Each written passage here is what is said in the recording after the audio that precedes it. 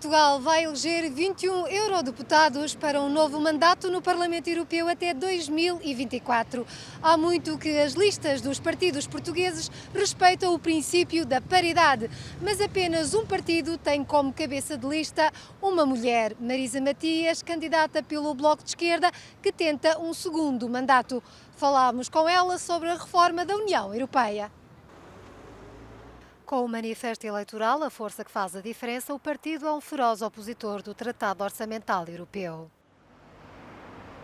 No estúdio da Euronews em Bruxelas, Marisa Matias falou do imperativo de defender o modelo social europeu. De facto, a classe média tem sido muito atacada, continuamos com um nível de pobreza insustentável naquela que é a região mais rica do mundo, trabalho sem direitos começa a ser cada vez mais a regra e não a exceção, e tudo isso são temas que nós tratamos todos os dias e que, aliás, estão centrais naquilo que são os eixos da campanha e do programa eleitoral que apresentamos. Porque Estado Social, emprego e alterações climáticas mexem com tudo isso e são esses os três eixos fundamentais do nosso programa. Eu nunca disse, nem acho que Portugal esteja imune a este tipo de fenómenos, nem acho que a gente possa continuar a chamar-lhes fenómenos no quadro da União Europeia, porque infelizmente já deixaram de ser fenómeno há algum tempo e passaram a fazer parte de um quadro quase normalizado, naturalizado, muitas vezes com a ajuda até das famílias políticas convencionais e fundadoras, que tentaram, de certa forma, integrar algumas das suas bandeiras, nomeadamente o péssimo tratamento que foi feito à questão dos refugiados no espaço da União Europeia, foi uma espécie de dar uma folga a esses ideais, digamos assim, da extrema-direita, para tentar evitar que eles crescessem, e não só não evitaram que eles cresceram, continuaram a crescer, como legitimaram e ajudaram a naturalizar aquilo que é a sua linguagem política.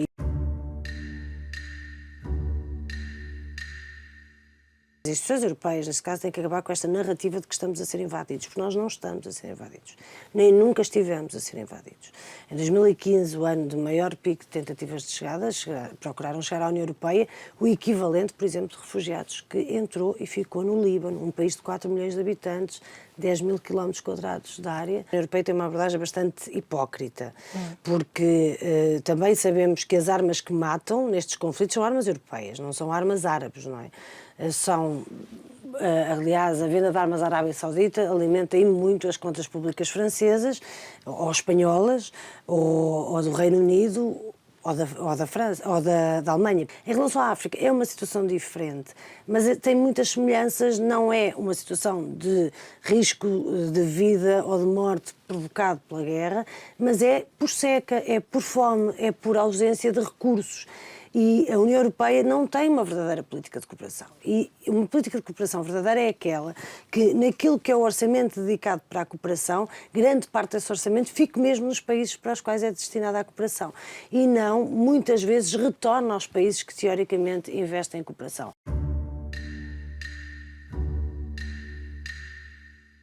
Nós temos ainda um país muito desigual.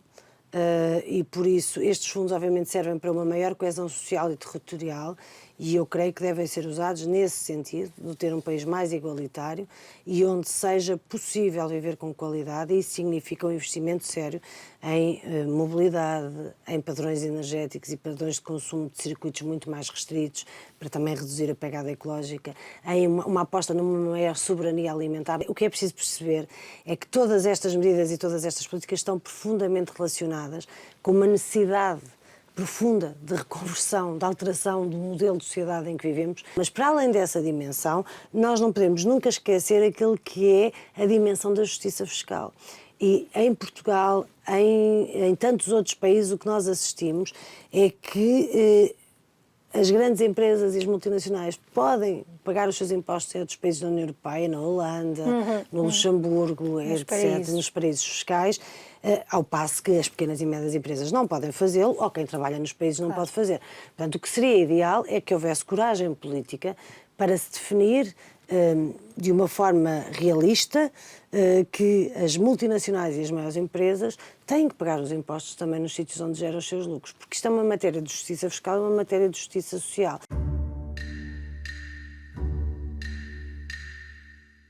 nós não podemos olhar ou continuar a olhar para medidas de combate às alterações climáticas como medidas de remediação ou de adaptação. Tem que haver medidas de prevenção e de uma alteração profunda do paradigma em que vivemos.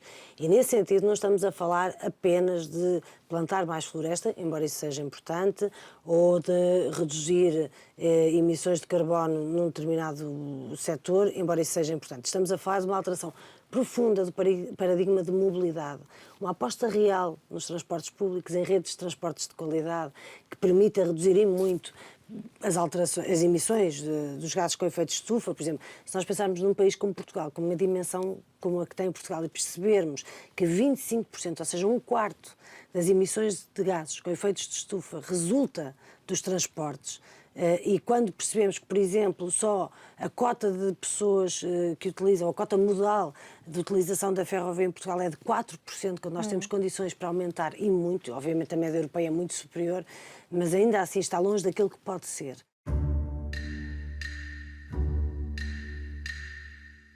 Sinceramente, acho que houve um esforço por parte da União Europeia de definir termos corretos para um acordo e termos, do meu ponto de vista, razoáveis para fazer uma negociação. Mas as responsabilidades são partilhadas. Não teria havido Brexit se a União Europeia não tivesse alimentado os devaneios do Sr. Cameron. Há 4,5 milhões de cidadãos da União Europeia que vivem no Reino Unido, há mais de 1,5 milhão de cidadãos do Reino Unido que vivem nos países da União Europeia, e esses direitos têm que ser salvaguardados. Se não houve acordo até agora, obviamente, eu acho que uma saída sem acordo não é bom para nenhuma das partes envolvidas, e muito menos para os cidadãos que vivem numa incerteza enorme e numa angústia permanente. Quais são as suas apostas para a liderança das principais instituições e até que ponto a paridade continua a ser uma questão importante? Chegou a hora de ter uma presidente da Comissão Europeia ou do Conselho Europeu? Se nós queremos ter democracias fortes e que realmente representem os cidadãos e as cidadãs, que representem a sociedade, então eles têm que ser um espelho da sociedade mais diverso do que aquilo que são. E então poderíamos ir a outros setores da sociedade, que não é apenas a questão de homens e mulheres, mas há setores da sociedade que estão muito subrepresentados, por exemplo, as pessoas com deficiência, etc. Estamos a falar de setores inteiros da sociedade que nem sequer representação têm. E no caso da paridade, não há nenhuma justificação para que isso não aconteça, a não ser a falta de vontade política.